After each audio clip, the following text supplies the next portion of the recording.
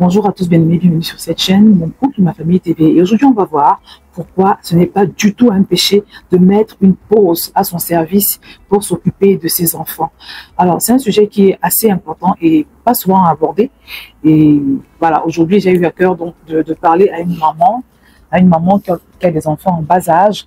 Voilà, et qui, avant de faire ses enfants, était impliquée dans le service, qui était vraiment, on va dire, dans un certain niveau de consécration, d'engagement dans l'œuvre de Dieu. Donc, et oui, ce n'est pas un péché de lever le pied un petit peu, si jamais tu venais à te retrouver mère, ce n'est pas du tout un péché. Vous savez, moi, j'ai toujours été passionnée de Dieu. Quand je dis toujours été, c'est depuis ma nouvelle naissance. Quand j'ai connu véritablement le Seigneur, j'étais la femme qui s'asseyait toujours tout devant dans l'église. Et j'avais toujours de quoi noter. Je prenais beaucoup de notes et je revenais sur ces notes-là en semaine. Donc moi, je voulais tout comprendre. J'avais très soif. C'est un témoignage que j'ai déjà partagé sur mon autre chaîne VTV. J'avais très soif. J'avais une très grande soif de Dieu. Donc vraiment, j'étais totalement là et j'étais à tous les programmes, études bibliques, séminaires. J'étais toujours là. Voilà. Donc quand j'ai pu servir, j'ai commencé à servir dans la chorale. Également dans tout ce qui est suivi des âmes ou d'autres. En tout cas, je donnais tout ce que je pouvais à l'église, d'accord? Jusqu'à ce que je devienne mère. Et quand je suis devenue mère, les amis, tout a changé pour moi. Parce que Josiane, qui était toujours assise tout devant, très souvent, pas très souvent, tout le temps, j'étais au fond de l'église, au niveau de la dernière rangée, et je passais la moitié de mon culte à l'extérieur. Vous avez bien entendu, la moitié de mon culte. C'était pas facile. Pour une personne qui avait autant soif, ce n'était pas du tout facile. Voilà. Donc, parce que, voilà, mes enfants pleuraient beaucoup. Tous mes enfants pleuraient. Ça a toujours été comme ça, je sais pas pourquoi, mais le fait est que j'avais des enfants qui pleuraient beaucoup. Que ce soit pendant le culte ou bien à d'autres moments.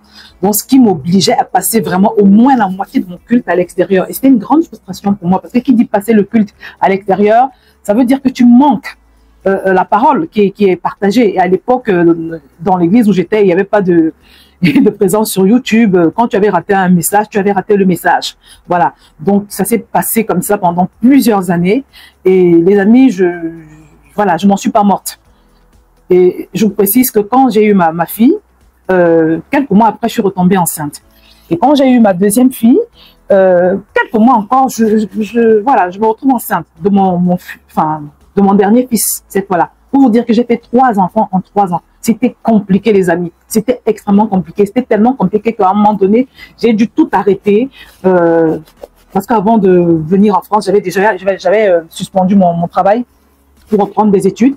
Mais quand je me suis retrouvée avec un rythme de grossesse comme celui que j'ai eu, je vous assure que j'ai tout arrêté, j'ai tout suspendu parce que je n'arrivais plus à m'en sortir. Mon mari aussi était étudiant, il n'était pas sur place, il était dans une autre ville. Donc c'était une saison vraiment assez difficile pour moi, mais que j'ai assumé, d'accord? J'ai assumé et je me suis toujours arrangée pour ne pas faire reposer les conséquences de ma situation sur quelqu'un d'autre. Parce que moi, je suis du genre à pas aimer déranger les autres. Voilà, et je me rends compte que c'est une grâce parce que beaucoup de personnes ne sont pas comme ça. Beaucoup de personnes, beaucoup de femmes, de mamans sont, excusez-moi, hein, moi je dirais sans gêne. Mais c'est pas bien d'être comme ça, d'accord? Mais mon point aujourd'hui, c'est vraiment de te faire remarquer que tu as le droit, ma sœur, de ne plus avoir la même vie une fois que tu as des enfants. Parce qu'avoir un enfant, c'est quelque chose d'énorme. C'est quelque chose qui chamboule complètement la vie. Et surtout si tu les as fait comme moi, si tu les as enchaînés comme moi. Parce que ce qui se passe, c'est que la plupart du temps, pas pour toutes les femmes, quand tu accouches ton enfant dans les premiers mois, il ne fait pas ses nuits. Moi, mes enfants, pour la deuxième notamment, jusqu'à 7 mois, ils ne faisaient pas ses nuits. Mon fils aussi, c'était pareil. Et quand tu as un enfant que tu as eu, on va dire, à peine un an après le précédent, quand le nouveau bébé qui vient d'arriver ne dort pas la nuit, d'accord? Le cas normal, si tu n'as pas d'enfant, c'est de pouvoir te reposer quand tu dors en journée. En fait, les femmes qui ont eu des enfants vont comprendre de quoi je parle. Mais quand tu as des enfants rapprochés et que ton bébé ne dort pas la nuit, quand tu te réveilles le matin, au lieu de rattraper ton manque de sommeil, tu dois gérer celui qui a 1 an ou 2 ans, tu vois, parce qu'il est là, tu ne vas pas le jeter. Vous voyez? Donc, quand tu as des enfants rapprochés, c'est encore plus compliqué. Et c'est extrêmement fatigant. Je vous assure que même au niveau de mon rythme de prière, je priais plus comme avant, en fait. plus rien n'était pareil. Parce que moi, j'étais la fille qui passait des heures et des heures enfermée dans ma chambre en train de prier, les amis. Je passais tout mon temps dans ma Bible. Je passais tout mon temps dans l'écoute des enseignements. Je passais tout mon temps vraiment à l'église, dans les programmes. Vous voyez? Parce que j'étais libre, en fait. Je n'avais pas de contraintes.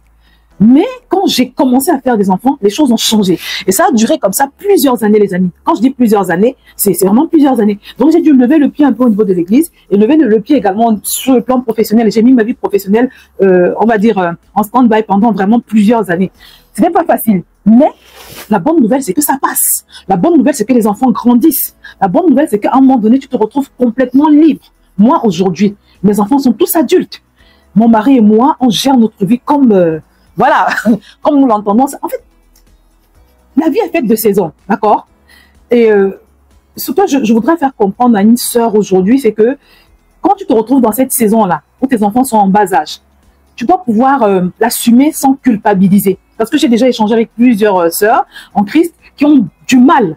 Elles ont le sentiment de négliger l'œuvre de Dieu si elles se retirent un petit peu. Non, non, non. Ça va passer et ça passe très vite. Donc, si tu as l'opportunité de profiter de tes enfants, moi, je dirais, profites-en. Alors, ça ne veut pas dire que si tu sens fortement que tu dois continuer avec le même rythme et que tu peux le faire, vas-y. Mais mon point aujourd'hui, c'est vraiment, arrange-toi, et ça, c'est très important, et prête attention à ce que je vais dire. Arrange-toi à ne pas devenir un fardeau pour les autres avec tes enfants.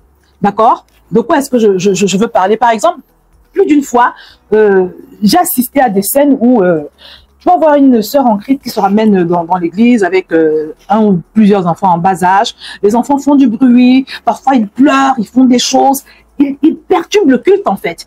Et quand tu vas demander à la bien-aimée alors soit de se déplacer, quand tu vas lui demander d'essayer de faire quelque chose, elle va se fâcher, elle va percevoir cela comme du rejet. Elle va percevoir cela comme si on ne veut pas d'elle dans l'église. Non, ce n'est pas ça. C'est juste que ce n'est pas parce que tu as fait des enfants, ce n'est pas parce que tu as accouché, ce n'est pas parce que tu as un bébé qui vient de naître, d'accord, que toute la planète va en souffrir.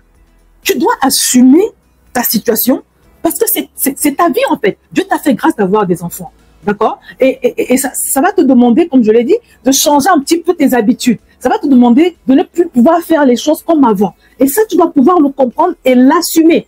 Et surtout comprendre que les autres ne soient pas, comment je peux dire, prêts à gérer les conséquences de ta situation. Parce que c'est ta situation. Parce que tu ne vas pas demander à une personne qui n'est pas encore dans ta saison, d'accord?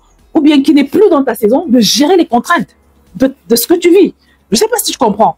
Non, je ne sais pas, je rends vraiment grâce à Dieu parce que moi, j'ai toujours fait très attention à cela. Même avant de confier mes enfants à quelqu'un, j'allais toujours m'assurer que je suis vraiment dans la totale impossibilité de m'en occuper par moi-même. Parce que quand on parle de confier les enfants à quelqu'un, est-ce que vous savez que c'est très délicat? C'est très délicat parce que la vérité, c'est que tu ne connais jamais les gens. Faites très attention, surtout pour vous qui avez des enfants en bas âge. J'ai entendu des histoires incroyables. Des histoires vraiment pas possibles. Des enfants, des bébés qui sont fait injecter par leur nounou. Puis ton enfant reçoit plusieurs injections comme ça. Tu sais même pas ce que la personne lui injecte. En fait, l'enfant se fait empoisonner par voie intraveineuse, par la nounou. Mais il y a des gens tellement démoniaques, vous n'imaginez pas. Moi, j'ai vu une vidéo aussi il y a quelques années où la nounou, elle maltraitait le bébé, un bébé de 1 an et demi. C'était horrible. Les images avaient été diffusées sur YouTube. Elle torturait l'enfant, elle montait sur l'enfant. Et à un moment donné, l'enfant avait tellement de traces sur le corps que les parents ont fait installer une caméra de surveillance. Et c'est en examinant les images de la caméra de surveillance qu'ils ont découvert l'horreur, en fait. Tout ce qu'on faisait subir à leur bébé. Donc, il y a toujours un petit risque à faire regarder ces enfants. Même quand tu crois que la personne est une personne de confiance. En passant, avant de choisir une nounou, il faut toujours beaucoup prier. Beaucoup demander au Saint-Esprit de te conduire, de te guider vers la bonne personne. Parce que tes enfants, ils sont quand même précieux, quoi, tu vois. Donc, c'est très important. Donc, comme je l'ai dit,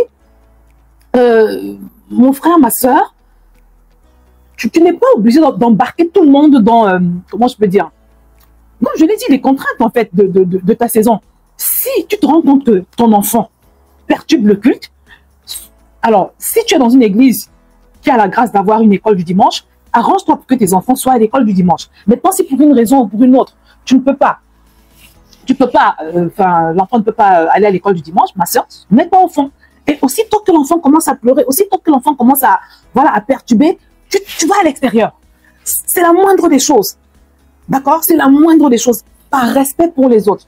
Et sache que le diable utilise beaucoup les enfants pour troubler le culte. Parfois, tu vois des pleurs d'enfants là, à des moments clés du message. Tu crois que c'est naturel. Ce n'est même pas naturel en fait. J'ai lu le témoignage d'un agent de Satan qui racontait comment ils envoyaient des esprits en fait sur les enfants qui se saisissent des enfants pendant le culte. Juste pour perturber, juste pour empêcher à la parole d'entrer dans les cœurs et de faire le travail que Dieu veut. Je ne sais pas si vous en rendez compte. Donc, toi, si tu es une maman négligente, une maman qui estime que, oui, on doit me comprendre, j'ai des enfants, on doit me comprendre, voilà, si mon enfant pleure, c'est pas grave parce que, voilà, c'est un enfant. Oui, c'est un enfant, on ne refuse pas. Mais, arrange-toi, une fois encore, je le redis, pour que la présence de ton enfant ne perturbe pas les autres. Les autres ont le droit de suivre leur culte en paix. Ces jeunes filles-là, qui ne sont pas encore mariées, qui ne sont pas encore mères, elles aussi, elles vont vivre cette saison-là et il ne faudra pas que ce soit, je veux dire que les contraintes soient imposées aux autres. Celles qui ont déjà passé cette saison comme nous autres, on a aussi le droit de suivre le culte en paix. Moi, je vous ai dit que j'ai passé des années et des années et des années, je ne suivais pas le culte et je ne peux même pas le rattraper parce qu'aujourd'hui, de nos jours, par la grâce de Dieu, quand tu rates ton culte, tu peux le rattraper sur YouTube. La plupart des églises diffusent sur YouTube. Donc, je vois vraiment pas où est le problème. Je vois pas où est le problème. Donc, pareil pour celles qui étaient à fond dans le service, si tu lèves un peu le pied, ce n'est pas la fin du monde. Ce n'est pas du tout la fin du monde. Donc, arrêtez de culpabiliser mes soeurs. Vous êtes dans une saison et ça va passer. Cette saison va passer. Profite de tes enfants à fond. Si tu peux les garder toi-même, garde-les. Je vous assure, ça va pas de prix. Moi, je regrette pas d'avoir gardé mes enfants même. C'est vrai que c'est un sacrifice quand même, d'accord, mais je ne regrette pas. Parce que j'ai été proche de mes enfants. Je les ai vus grandir. Ça n'a pas de prix, d'accord? Et il y a aussi un aspect. Quand on parle de faire garder les enfants, faites attention. Parce qu'il y a beaucoup de, surtout les personnes qui ont des responsabilités, là, les mamans qui ont des responsabilités, des hautes responsabilités dans l'église. Bon, elles ont beaucoup de filles dans la foi qui peuvent leur garder les enfants. Là aussi, il faut faire attention. Tu peux pas tout le temps faire garder tes enfants. Alors, il y a des moments où il faut que tu puisses les assumer. Moi, j'ai vu des choses... on organise un programme à l'église, par exemple, un programme qui concerne toutes les femmes, un programme qui est très important.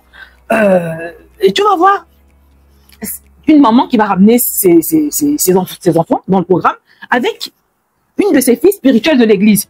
Et la fille spirituelle va passer tout le programme à l'extérieur de l'église, à l'extérieur de la salle.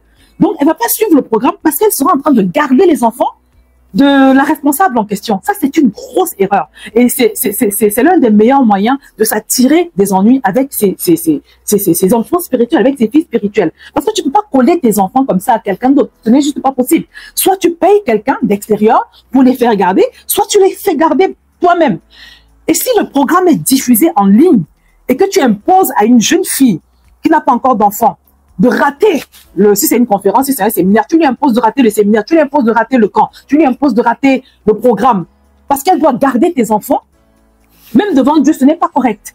Parce que quand c'est comme ça, tu assumes ta posture, tu assumes ta position de mère, d'enfant en jeune âge. Tu suis la conférence en ligne, tu suis le camp en ligne, d'accord?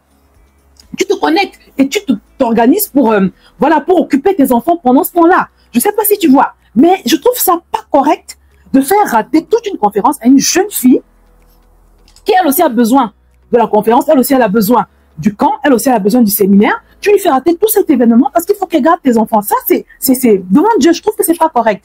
C'est en cela que je dis que tu dois assumer tes enfants, tu dois assumer ta saison. Et je vous assure que c'est une phrase que le Seigneur m'a adressée un jour parce que je ne sais plus ce que je voulais faire. Je voulais m'échapper de quelque chose que je devais faire pour mes enfants. J'ai entendu le Saint-Esprit me dire, Josiane, assume tes enfants. Dieu s'attend à ce que nous puissions assumer nos enfants.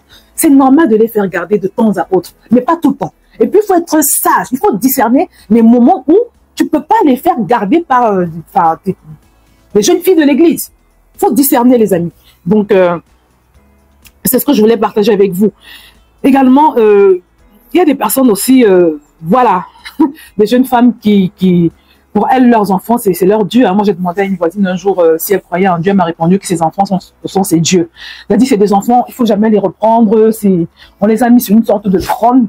Voilà, on peut rien leur dire, on peut pas les corriger. Ça aussi, c'est pas bien, les amis. Vous voyez, et souvent, ce genre de femme va aussi très mal réagir quand on va lui demander voilà, de calmer ses enfants. Si ses enfants font beaucoup de bruit, s'ils sont très agités, quand on va lui demander de calmer ses enfants, elle va prendre ça comme si on n'aimait pas ses enfants, comme si, non, ça également, c'est pas une bonne attitude.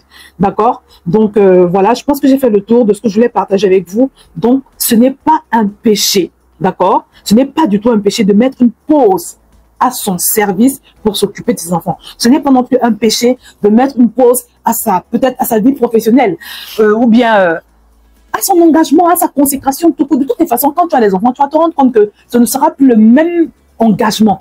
Ce ne sera plus la même intensité dans ta vie de prière. Je vous assure, chaque maman vous le dira. Donc, ce n'est pas un crime, ce n'est pas un péché. Et surtout, comme je vous l'ai dit, ça passe. Les enfants grandissent très vite. Profite de la période où ils sont encore avec toi, où tu peux encore les prendre dans tes bras, où tu peux encore faire beaucoup de choses que tu ne pourras plus faire avec eux. Quand ils auront atteint l'âge que mes enfants ont, par exemple. Parce que mon fils, mon dernier fils, là, il a 19 ans, il va bientôt avoir 20 ans. Vous voyez? Donc, ils sont en train de faire leur vie. Il y a des moments où tu veux parler avec les enfants, ils sont pas là. Il y a des moments où tu veux les voir, tu peux même pas les voir, en fait. Parce qu'ils mènent leur vie. Et ça fait quelques années que ça dure. Donc, voilà. Chaque saison a ses avantages et ses inconvénients. Et il faut gérer la saison où on est. Demander l'aide du Seigneur si on en a besoin. Et surtout pas culpabiliser. Ne pas culpabiliser et ne pas imposer ses contraintes aux autres. Ça ne se fait pas. Donc, voilà. J'espère que je me suis fait comprendre. Si tu as été édifié par cette exhortation, je t'invite à me le faire savoir par un like. Si tu as un témoignage à partager concernant ce sujet, n'hésite pas également. Je t'invite également à envoyer je t'invite aussi à envoyer cette vidéo à toutes les personnes, toutes les mamans, même les célibataires, parce qu'une célibataire est appelée à être mère. Toutes les célibataires et les mères que tu connais, je pense que ça peut aider, ça peut édifier. Donc voilà. C'est ce que je voulais partager avec vous. Si tu n'es pas encore abonné, bien évidemment, abonne-toi également. Tu n'as pas encore fait la paix avec Dieu. Je t'ai mis un lien en bas pour faire. Je t'ai mis un lien en bas. Il suffit de faire sincèrement la prière et ta vie va être complètement renouvelée, chamboulée. Voilà. Donc, je vais m'arrêter là et je te dis à très bientôt sur cette chaîne.